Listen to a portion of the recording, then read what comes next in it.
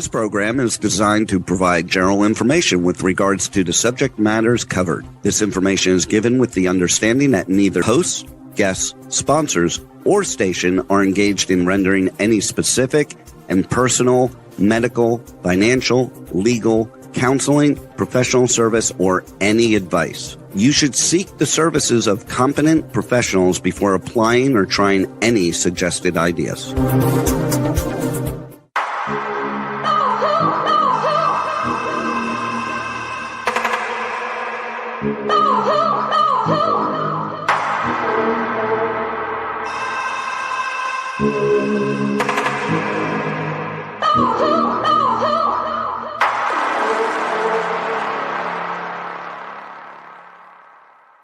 Good morning, true seekers and true crime junkies. Welcome back to another episode of Hit the Road Jack, Finding the Zodiac.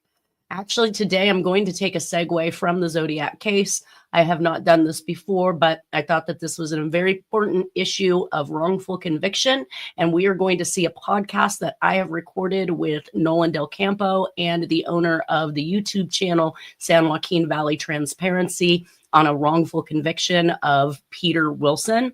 We're going to play a portion of that podcast today and approximately about 47 minutes of it. And then we are going to break that and come back the following week, the following Friday, in order to run the balance of that actual podcast. I just want everybody to see the evidence that he is presenting in his request for a writ of habeas corpus based on new evidence.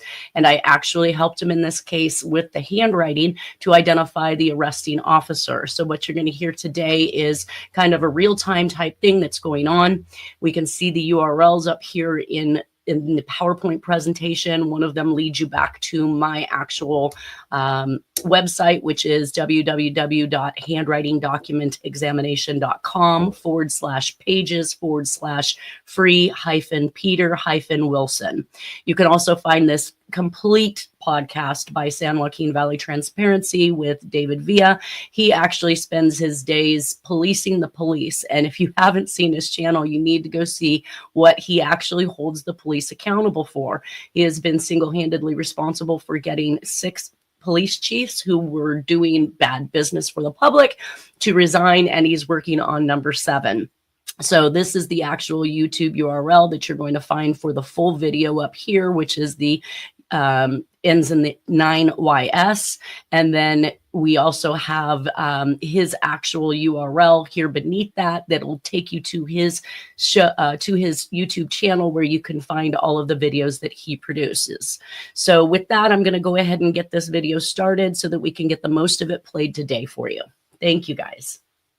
What you're about to see is a podcast episode between myself, an attorney, and a handwriting analyst named Nanette Bartow, who's worked on the Zodiac case. She actually has a YouTube channel where you can go over there and catch up what she's been working on with the Zodiac. I've been following her for at least 13 years. I will be dropping her links, so make sure you go check her out. So what this podcast episode is about is an innocent man who's been locked up for over 30 years, and Ms. Bartow has been hired to look over some of the handwriting from that case. And what she discovers makes her want to look at all the other evidence as well. Ms. Bartow has found new evidence, hence Mr. Wilson can file a habeas corpus, meaning he can possibly get a new trial because of the new evidence. The reason for this podcast is to see if we can get an innocent man out of prison. A quick rundown of the story. A young man rents a room from a woman, and there's another man, William Coleman, who also rents a room from that woman. Mr. Wilson arrives home to find the woman dead in the house. The cops are called. Mr. Wilson is arrested for murder, and Mr. William Coleman disappears, never to be heard from again. Mr. Wilson is convicted, and he spent 30 years trying to exonerate himself. We believe there is new evidence, and if something ever happens to me, I want Nanette Bartow on the case. This is truly an unbelievable podcast episode, folks. Let's see if we can all work together to get this man out of prison. So without further ado, here's the full interview. Mr. Nolan Del Campo, you want to tell us who you are and why we're here today? Well, I'm an attorney, and I'm here at the request of Nanette to see if I can contribute any legal knowledge or any historical knowledge to the podcast. Cool. And many of you guys have met Nanette Bartow before. I've interviewed her and we've talked to her. She's a handwriting analyst and she's worked on the Zodiac case. And I do believe that her work is outstanding. I've actually been following her for a long time. We will include her link for you guys so you guys can go subscribe to her channel. But Nanette, you put this presentation together? Am I right? Yes. Yes. Okay. Do you want to tell us what this is, what we're looking at? Yes, this is actually a live case that I've taken as a handwriting expert. I was contacted by Mr. Peter Wilson, who is currently incarcerated and has been since 1996 for a murder he claims to be innocent of. He asked me to look at some entries for removal of blood evidence from his from the police lockup and to determine whether or not that handwriting and removal of that blood evidence was done by the arresting officer. And in doing so, he then, laid out more evidence, which really kind of shows that there is a good possibility that he was absolutely framed for this murder. Evidence has been withheld. Evidence has been planted, and of course his alibi had been removed and taken out of his case file. Subsequently, after 30 years and obtaining more documentation on his case, he was finally given these pages, which would have supported his alibi and likely would have caused him to be found innocent in this particular crime. So with all this evidence that is being put together, is it possible that Mr. Wilson can get another trial or possibly released because of this evidence? That is what he's requesting at this point in time. He has put forth a writ of habeas corpus to the Santa Clara court system, and probably Nolan could elaborate a little bit more on what that is. It's a last-ditch effort after all your appeals are exhausted to try and seek your freedom, basically. The habeas corpus being the body. And it's an old school term from back in the day. Problem is with habeas corpus now, it's governed by federal law. I think you first do a state one, and then your last-ditch effort is a federal habeas. But they've changed the laws on it. So there's a deadline that I think would be long past. But the way around the deadline is if there's new evidence. And it seems Correct. like what it's saying is that there's newly discovered evidence, which would give him a loophole to actually have the authority to file the habeas. And what is the new evidence? So basically, the new evidence that he has discovered is, again, we have alibi information, which are receipts, statements, things that were written during the time the DA claims the murder occurred. So the DA has given a time frame of approximately an hour and 10 minutes from 12:48 p.m. on Saturday the 30th to 1:58 p.m., in which time the murder was purportedly taking place. He had alibi evidence that was removed from the police file. So that evidence has now come to light, and we do have pages that indicate that it was taken out by somebody, which we'll see in this.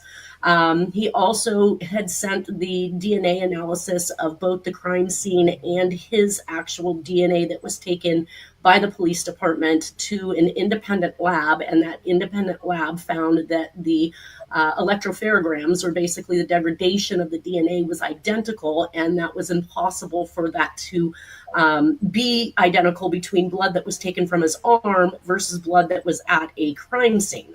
So that is new evidence. And then also discovering these pages that listed his alibi and having that removed basically from the police file meant that it was not seen in court or talked about. Also, there was another gentleman may have been involved. What was it? William Coleman?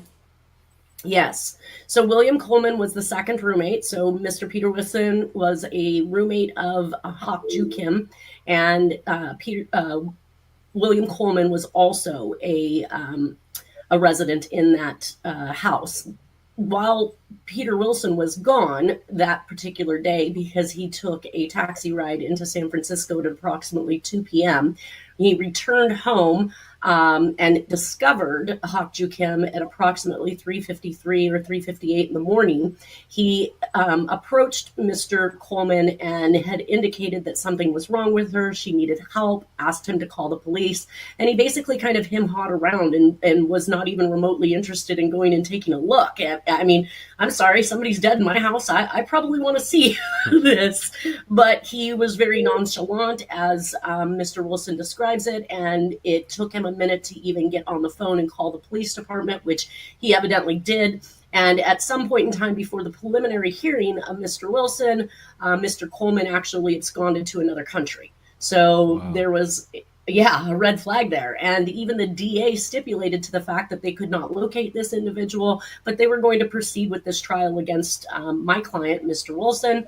Unfortunately, they did not look at anybody else. They basically, from the moment they walked through the door, decided it was going to be Mr. Wilson, and they subsequently planned their entire case around that. Okay, can we back up a second? So a woman died in the residence of these two people. It was her house, and they're her renters. Yes. Oh, okay. So they were renting from her, rooms from her. Correct. And what town was this? Palo Alto.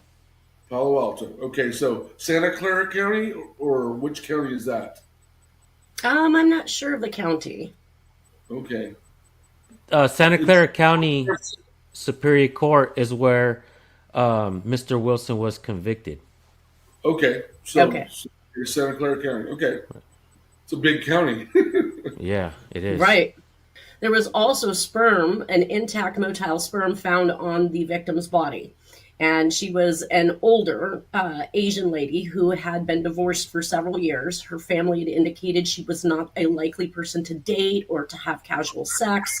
Some of the evidence that they found was she was found at the bottom of the basement with no shirt on, one shoe off to the right, her robe laying next to her.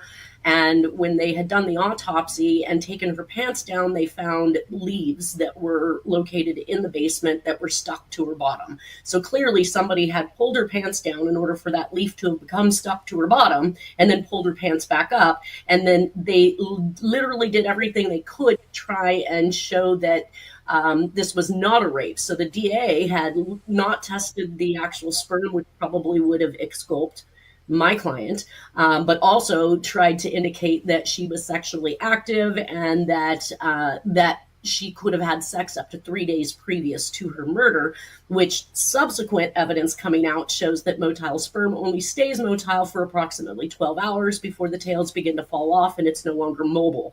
So that doesn't fit in with the time frame of the DA's, the time frame in which they claim that she was murdered, because the autopsy was not done until the following Monday. Mind you, they claim she was killed on Saturday, but Monday morning is when they're finding this motile sperm, which means it literally had to have happened within the last pretty much, 12 to 24 hours. They did have technicians and pathologists testify on their behalf, and they had testified that that the sperm could be motile for 72 hours. They testified to rigor mortis lasting much longer than it actually does. And then in subsequent testimony, he was actually able to find other cases these individuals testified in where they basically are refuting the very testimony they gave in his case by claiming that it would not be motile after 12 hours and that rigor mortis was set at this particular time frame. So they're basically confirming, or I'm sorry, again, refuting basically what they testified against him in. Okay, were both the roommates there when the cops arrived? Yes. Okay, so and why of course, did they put Wilson and not the other guy? Or shouldn't they be open-minded and look at both of them? Absolutely. And Mr. Coleman was being investigated, obviously, up until the point that he left the country.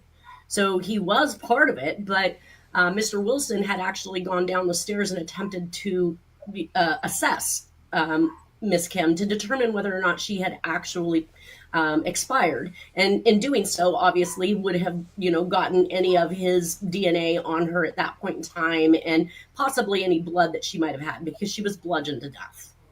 That may have been one of the reasons why the other guy wouldn't go investigate, because he didn't want to leave more evidence. Correct. And if we were to walk down, let's say, let me see if I can.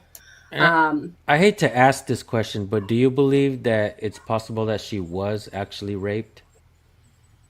Oh, absolutely. They Right. found semen. They found motile sperm. Again, the whole family had indicated that she is not somebody who just casually dates. She hadn't been seeing anybody. They would have known. They had really close contact with her. So basically, the outline on this starts off with Saturday, March 30th in 1996. In Palo Alto. She's 59 years of age. She's a single woman of Asian descent. She had been divorced for 20 years and not known to be dating anyone by friends and family. She had last spoken to, or the last phone call made out of her house was approximately 12:44 to 12:48 p.m.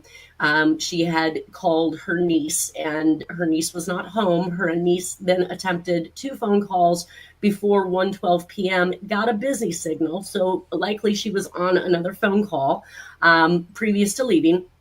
And then after the 2 phone calls, she basically was just going straight to voicemail. Found bludgeoned to death in her basement, partially nude, with a 4x12 basically laid across her shoulders. We already talked about the robe and the pants, the leaf.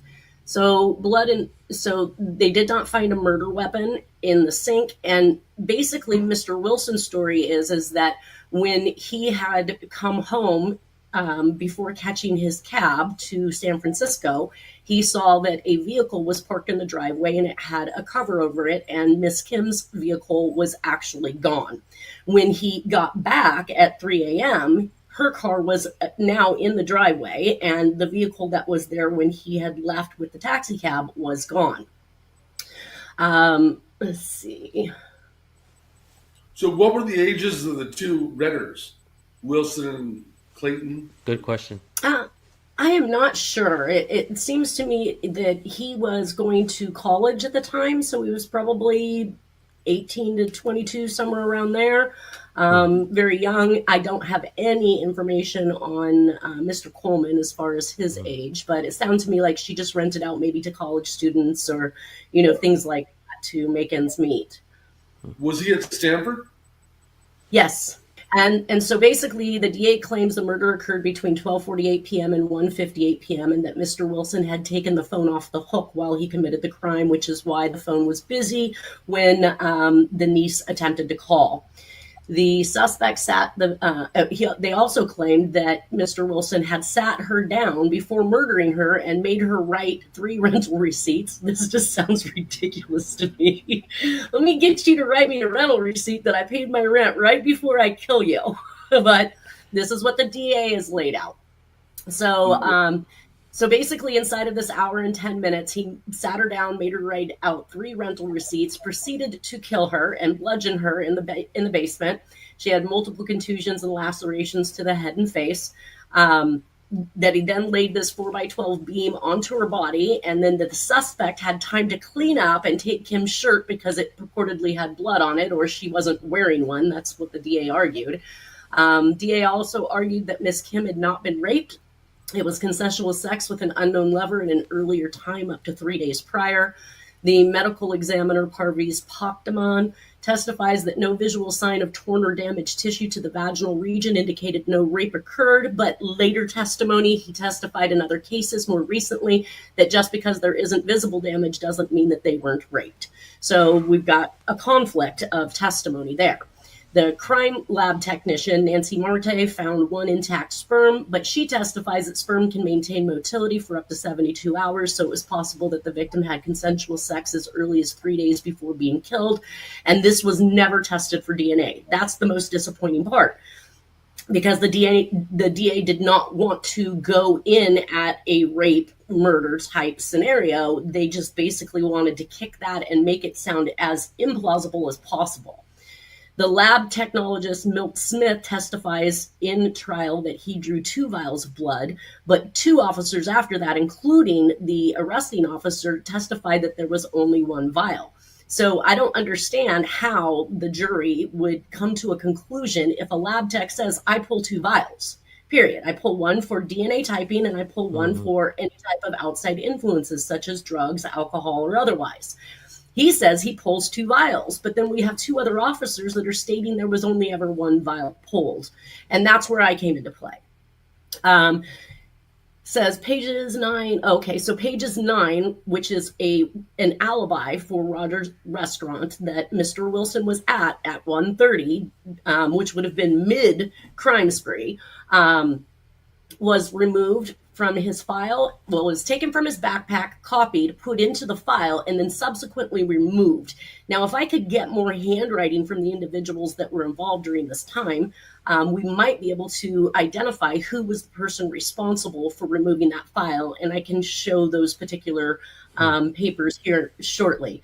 And then the 126, which is another page, which was a Caltrans receipt, which is in the alibi showing that he purchased this particular ticket to come home at 11, I want to say it was 11:30 p.m. That was also removed from the police file and not provided to the defense during both trials. So basically, once the backpack had been searched, the items had been taken out, it was determined that these could provide him with an alibi. They then subsequently removed them from the police file altogether. And that's just scary. So Detective Michael York contacts the coroner at 6:56 p.m. on the 31st, which is the following Sunday, and tells him to show up in about 40 to 55 minutes. When he gets there, he has to wait an additional 20 to 25 minutes to go down to the basement because the forensic team was not yet finished when he arrived. And this is from direct testimony from the actual coroner. Coroner's statement that the body was in full rigor mortis at approximately 8:30 based on his testimony, and rigor mortis was gone by 9:30 a.m. the following Monday morning. And rigor mortis typically will last approximately 24 hours as far as I can tell. So 8 to 12 hours till they make it to full rigidity. And if she was in full rigor at 8 p.m. at night, then that meant that her murder had happened sometime in the early morning hours of Sunday.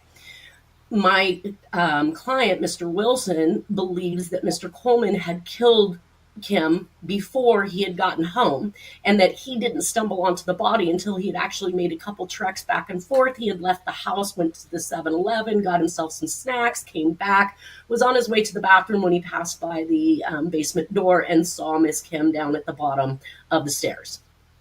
Quick question. Yeah. Who was Wilson's lawyer? Was it public or private?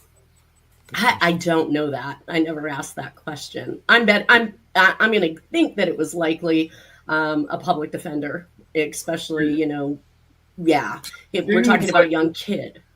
What's that? From hearing, he may have been railroaded, but I mean, that's on his lawyer as much as anything else. No, because the evidence, the exculpatory evidence, like the alibi, was removed from the file. He didn't have access to it. His attorney didn't have access to it. Okay, so that's part of the argument. Okay. Right. So it's now a he said, she said. He could just be making up stories without these other pieces, and we're gonna show those items here in a couple seconds. Now, the medical examiner Parviz Packerman testifies rigor mortis or stiffness has developed of rigidity in the decedent's muscles, which starts usually after death. We expect to have full rigidity within the first 8 to 12 hours. Rigidity depends on a number of factors. One would be the state of health of the decedent prior to death, the weight, whether he or she was thin or obese, the exposure to ambient temperature. The heat would actually expedite the process, where the cold would actually delay the development and its disappearance. Miss Kim's body was in a cool basement, so we can anticipate that there's going to be a longer time to go through this, but still, if she is in full rigidity at 8 p.m., 8:30 p.m., then even at those cooler temperatures, that only backs it up to probably about the time that Mr. Wilson believes Mr. Coleman actually killed her, which would have been at around 3 a.m. Was Mr. Coleman ever considered a suspect? And did you ever read why or how he was cleared? He wasn't cleared. So basically, the only thing that it states in the actual trial transcripts is that the DA stipulates to the fact that nobody can find him, and that's because he's left the country. The police report? Well, I do have some pieces in here from the police report, like the evidence logs, which become very, very convoluted as well. I am actually on slide 6 right now of my presentation, and this is some of the evidence that was taken from the backpack. Basically, what we have here is a note of an illegal search and seizure. So basically, he claims that Michael Yore, the arresting officer, had searched his backpack, even though he did not give permission for that. To the right here, we actually see when the search warrant was actually requested was not until April 1st. So the fact that we have markings up here saying taken from backpack 31st of March 1996, wouldn't that allude to the fact that they searched him illegally? If he didn't consent. Wow. And he didn't consent. In the police reports, it says he strictly did not consent for them to go into his backpack. So basically, this Did little... they find anything probative in the backpack? Yes, and that's the exculpatory evidence. That's his alibi, basically. So we have a receipt up here on 3/30/96 at 11:33 p.m. for a ticket from San Francisco one way to Palo Alto. Below that, we have an actual note that Mr. Wilson wrote out when he was at Rogers Restaurant. And it says, I found a woman's purse in Rogers Restaurant Saturday, 13/30, 3/30/1996. I found a woman's purse in Rogers Restaurant and gave it to the busboy who ran out with the purse. But it's hard to read his writing. He's got a very, very... Few minutes later, he returned with purse and gave it to his wife's restaurant behind the counter. I also told them my phone number if they will have a question to call me. So correct. That would mean he would have witnesses to corroborate that, right? Well, and they did. Private investigators and the district attorney's office sent out investigators to discuss with the actual owner. Now, there were some key points here. The owner absolutely 100% remembers this day. Number one, because it was their last day in business. They shut their doors the following day. So they know. Now, she couldn't say the precise time that Mr. Wilson was in her shop, but she did state that this purse incident absolutely happened. So she is corroborating, but she cannot give him a time frame, which allowed the DA to kind of play around that and state that it could have been earlier that he was there, and he'd still have had time to actually commit this crime. So this particular piece was removed from his backpack as well. It was copied, it was put into the file, and then subsequently removed. Did not show up at trial. Again, though, seized on the 31st of March when their search warrant isn't even good until April 1st. So right there, we have them playing with this individual's rights. Was there any evidence that was recovered from him that was used against him? No. In that search? No, not in the search, but in the blood evidence, they found his blood at the crime scene. So as if to say he had injured himself in some way. And that's when the story gets even a little bit more interesting, because he picks up this ride with this particular taxi cab driver who's already had a heck of a day. So once he leaves this Rogers Restaurant at 1:30 is basically his time frame, he states, he walks a couple blocks and he stops at a payphone. He calls the yellow cab company to meet him at his place and pick him up. So there are phone calls made in this procession which also link up, and the yellow cab is also capable of saying, yes, we did receive these calls from Mr. Wilson. And it was from a payphone, because if it had come from a home residence, then we would have been able to clock the phone number, because he is a continuing client and his phone number would have came up and they would have known exactly where to go. When he made the phone call to the yellow cab company, the dispatcher actually gave the wrong address. So the taxi cab had gone to the wrong location. And by the time Mr. Wilson had made it home at approximately 1:58 in the afternoon, he returned another call saying, hey, where's the taxi cab? The dispatcher let him know that they accidentally dispatched to the wrong address. They would get him over there immediately. So at approximately 2:04 p.m., the cab driver shows up, picks him up. At this point in time, he has no idea where Kim is. He's stating that strange car is in the driveway, her car is gone, and that he hasn't seen her pretty much at all that day. the taxi cab driver gets him to San Francisco, gets lost, can't find the location he's supposed to be going to because he's not familiar with San Francisco. And so Mr. Wilson tells him, just take me to the Caltrans station. I'll have my friends meet me there. When he gets him to the Caltrans station, as he's getting out of the vehicle, I'm guessing that the cab driver was a little frustrated, but he accidentally slams Mr. Wilson's hand into the car door, which then breaks some fingers, rips off a fingernail. He's bleeding profusely. Now he's got to get himself to the hospital. He spends the rest of the night in the hospital. He has all of this as evidence. He's not even around. And he's also freshly bandaged. So there is notations in the police report, the investigating officer that was looking over Mr. Wilson, notating whether or not he had any abrasions or scratches. He had none physically. And of course, he indicated that there would be blood underneath his fingernails because he just recently had this accident for which he has evidence for, and he was in the hospital for. He had the medical documents to prove it? Yes.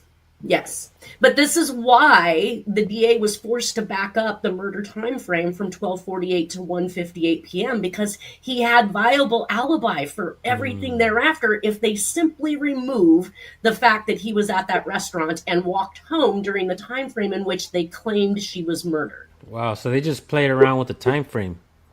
Was the cab driver called as a witness? Yes.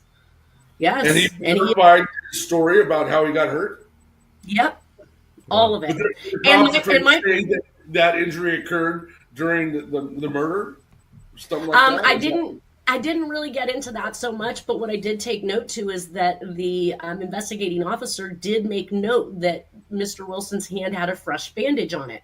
And I would have thought that if he had this fresh bandage, so he got this bandage done between the hours of, let's say, 3:00 in the afternoon and midnight while he's at the hospital before he comes home, if he had then touched her, he would have had blood on this bandage, which would have meant that he'd only come in contact with her after the bandaging of his hand.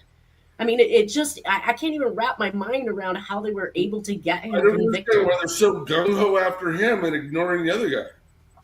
Because the other guy absconded. Now they don't have a suspect at all. Might as well truth and justice. You got to keep an open mind that it might have been the other guy, and flight is a circumstantial evidence as to guilt. Right. Well, and here's the thing: when they removed these items from his backpack on the 31st, copied it and put it into his file as if they were actively investigating him as the culprit, Mr. Coleman hadn't absconded yet. When the blood was removed from the actual evidence locker, Mr. Coleman hadn't absconded yet. So it looked to me like they were looking to railroad him from the very beginning. Okay, how soon did they arrest Wilson after the murder? That morning. Wow. Oh, Sunday morning? Yes, Sunday morning on the 31st. They took him in. They had his backpack. Around, but they didn't arrest him. No, they just arrested him. They were already assuming it was Wilson.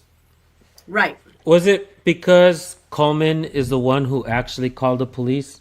It may very well have been. And he was instructed to do so or prodded to do so by my client because he was resistant to do so. He wouldn't even go down and help him assess her. He literally was doing everything he could to stay clear of it, but did evidently end up actually calling the police department. And sometimes, we see in law, tell me if I'm wrong, Nolan, he who files first sometimes wins, right? Right. Yeah, it happens a lot in domestic violence too. Right.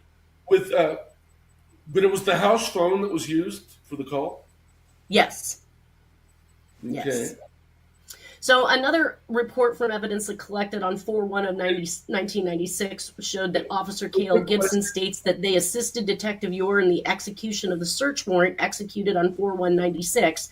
In her report, or his report, dated 4/1/96 at 3:30 to 4 p.m. is when they claim they executed this search, but we saw the handwriting that says taken from the backpack on 3/31. So now we've got an officer who's kind of playing the game. We didn't do this search until 4/1. It became mandatory, I think, that they remove that stuff from the actual police file simply because it would literally have it wouldn't have been admissible, right? Now that they're in trouble for doing something that they shouldn't have done, so it makes me think that illegal search and seizure preempted the final acts of framing Mr. Wilson for this. That's terrible. Just because you have bad police work is no reason to send an innocent man to prison for murder. We know that. Definitely. So in this, they stated that they took out U.S. currency, small changes, keychain and keys, wallet, credit cards, Stanford University ID cards, health cards, telephone calling cards, suspect's phone book and address book, computer disk, miscellaneous papers, letters, and receipts, and a blue binder containing miscellaneous papers, receipts, and bills. So these are basically what they're stating at this particular point in time, and that was on slide 7. None of that incriminated him, right? It was more exculpatory than incriminating, right? And that's why it goes missing. That's just bad police work. Exactly. And then on slide 8, basically, I showed another police report. This is from the investigating officer that's actively doing the search of Mr. Wilson at the time, at the house, basically before he is arrested.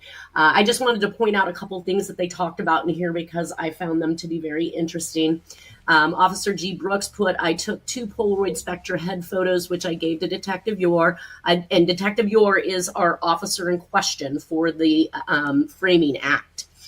He says, I then photographed Wilson with a Pentax PZ70 35mm camera using a Pentax flash accessory. I took full body photos, then took close-ups of his hands.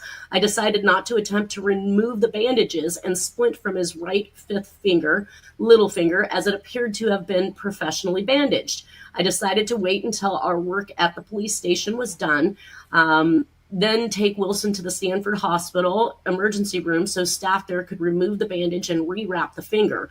The first roll of film, the full torso and hands was labeled and placed in evidence. Next, I attempted to get scraping from under Wilson's fingernails. The nails had already been trimmed down to the skin.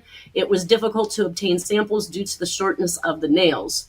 However, some small samples were recovered and placed in individually marked envelopes. These were later placed in evidence. As I was taking the samples, Wilson mentioned there would be blood there on his hands and nails, and he had tried to help the victim after he had found her. He also told me he had washed his hands after he had attempted to help. Either way, there would have been evidence if there was on this bandage.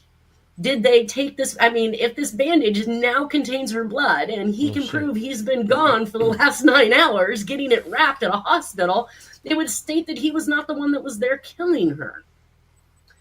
He says, next I use a gunshot residue collection kit. I'm not sure why. She wasn't shot with a gun.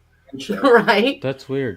It says, I visually inspected Wilson's body for scars, tattoos, or any signs of trauma, scratches, bruises, etc. I did not see any. So here he is ultimately in basically full-on combat with a feisty Asian woman. Because let me tell you, some of the recollections from her neighbors and so forth indicate she's a very spunky, get-in-your-face, climbing on the side of vehicles, screaming at people as they're trying to pull away from her yard. Like she's going to give you a fight. But he has absolutely nothing, no signs except for this wrapped hand. Let's see. I did not see. Question. What about the background of this other guy that fled? Was he a Stanford student as well? I have no information on him. I'm sure I could ask my client. He probably would have some more information on who.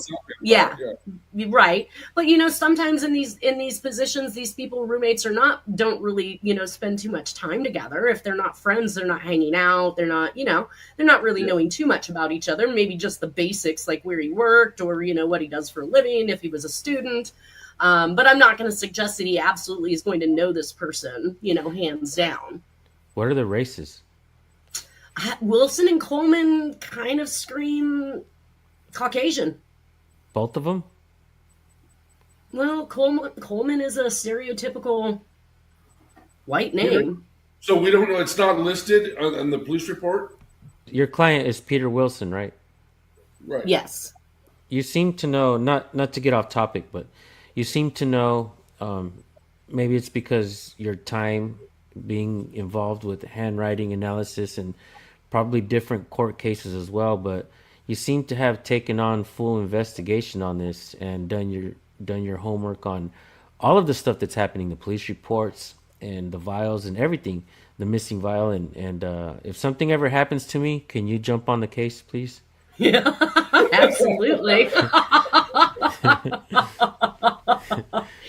And actually, I really do appreciate the way he went about it. Just like when I worked the Zodiac case, Dennis Kaufman came to me and he said he wanted me to look at handwriting, but he also wanted me to view his website and see the other, pictorial evidence and things that he had against Jack Terrence. And I told him until I completed my examination, I did not want to see any of that. I did not visit his website or his message board to determine what other evidence he had. I needed to do this in an unbiased manner. And I appreciate Mr. Wilson. Your take, yeah. Professional. Yes. And I appreciate that Mr. Wilson, when he engaged my services, did not lay any of this other stuff on me. So he basically asked me to do the handwriting. And then after the handwriting, I received a package from him that included the independent lab that looked at the DNA, that information. And so he kind of piecemealed it out to me after that. And I got little bits. And the more I got interested and the more I wrote back, the more he would send. And I basically have and he has to handwrite all of this. Literally, he's handwriting it from transcripts, from court proceedings, from, what had occurred. But I probably have a good couple hundred pages that he has handwritten from prison to me. And when I have a question like, okay, so, was your hand injured? What was he talking about? Then I'd have to wait, that 2 weeks for a letter to come back. So it's been a very lengthy process over about 2 years. But I do believe that I have finally gotten, down to the bottom of everything that he contends occurred. And to me, it definitely looks like we have an innocent man that has been in prison for 30 years. If I continue on with this particular one, the new evidence. We're getting to that. So Okay, basically, I'm just kind of going over the police reports and what occurred at the time of them actually showing up to the residence. He says he didn't see. Where is he incarcerated? At Palo Alto Police Department, I'm guessing at this point, at a Palo Alto jail. At that time, but I know, what prison is he in right now? Now he's in an actual medical facility in the Stockton area. They had to transfer him out of prison because he is failing on health. I believe that he's probably got some mental health issues going on, and he's not able to eat when he was in the establishment. So they have sent him out to a medical facility where he actually is doing much better right now. I'm very happy that they were at least able to help him out with that. Okay. Let's see. I requested, okay, so he didn't see any scars, bruises, or abrasions. Once Wilson had removed his clothes, I requested he comb his pubic region over a clean towel. Again, why did you do this if you didn't think she was raped? If you weren't going to run, they did a literal rape kit on this guy. They found motile sperm on her, and they didn't do any testing on it forensically. I got the comb and towel from a sexual assault evidence collection kit. Wilson did as instructed, and also at my request plucked approximately 25 hairs from his pubic region. These were placed in an envelope I provided. I also plucked head hair from 5 areas around his skull. A saliva sample was taken using a collection device provided in the sexual assault kit. These items were labeled and placed in evidence. Wilson was given 2 sets of disposable jumpsuits, which he put on. Officer Souza then began rolling Wilson's palm and fingerprints. So they automatically just went straight at him. Were they doing the same thing to the other guy? I have no idea. Again, that's a question I will have to ask Mr. Wilson. It says, shortly before noon, technologist Mill Smith, ID number 106, arrived at noon, drew 2 vials of blood. So this is the only place you see 2 vials. From here on out, all testimony and transcripts are going to indicate that only 1 vial of blood was taken. For the typing, so he says 1 for typing and 1 to test for alcohol and or other substances. I received the samples and placed them in the evidence refrigerator. So these went straight into the refrigerator and should never have come out until they went to the lab. Was one of the vials ever tested for his blood? When they used one of them, say they tested it for alcohol or substance abuse, did they say that none was found and that they basically used the entire vial for that? Is that what they're trying to say? Well, that I'm not really sure of, but what I do know is that we have testimony from the individual who took all of the forensic evidence to the lab to be tested, and that officer stated that only one vial of blood existed. So when they came in to do their job, which was to get and collect the forensic evidence and take it to the lab, there was only one vial. So now we're caught between, this guy says he took 2 at the residence where the murder occurred. Let me see. Wilson again refused. Oh, and here we do have in this particular report, so at this point in time, Mr. Wilson again refused to give permission to enter the backpack and asked if he could use other sources such as the phone book. So he was basically looking to make his phone call, but all his phone numbers were in his phone book. They wouldn't even give that to him because he wouldn't allow them to search his backpack. And this is on the 31st. Now, of course, this is where we get into on slide 9. We can actually see the entry. This was one of my jobs at hand, which is this statement here that says removed 1 vial, 31st of March, 96, and pertains to the case number. He asked me to compare this particular handwriting to Michael Yor, the arresting officer's handwriting, which we'll get to that handwriting examination here in a second. But this is L. Dillard. This particular notation says that package 1 brown bag containing gray briefs collected from Wilson on 3/31/96, item number 7 on the property sheet by D. Souza, and package number 2 envelope containing blood sample, just 1. So no indication that there is double. And then she later testifies in trial that she only had 1 that she took to the lab. Property evidence report shows 1 vial in inventory, yet 1 vial removed by Detective Michael Yor on 3/31. So these are 2 different dates. L. Dillard actually did this particular report on 4/1/96. So that's when she took the physical evidence that was taken from the crime scene to the lab. So we do have 2 different dates here. And I didn't have L. Dillard's handwriting to match to this particular notation, but the good thing is that it matched Mr. Yor so well, we didn't need anybody else. So next slide, on slide number 10, basically gives us the map of what it looks like from where Mr. Wilson actually was at Rogers Restaurant, basically on the corner of University Avenue. And let's see, so at 1:05 p.m., this is Mr. Wilson's accounts of that particular day. At 1:05 p.m., he arrives at Rogers Restaurant. He eats. At 1:30 p.m. approximately is when he finds the woman's purse. He makes the note. He leaves the restaurant at approximately 1:35. At about 1:40, he calls the yellow cab company from a payphone on University Avenue, and I've kind of mapped that out with this second X up here, just down the way from Rogers Restaurant. Let's see. He's asking to be picked up at his residence by 2 p.m. At 1:58 p.m., he calls yellow cab again, this time from home, to find out that the address was dispatched incorrectly.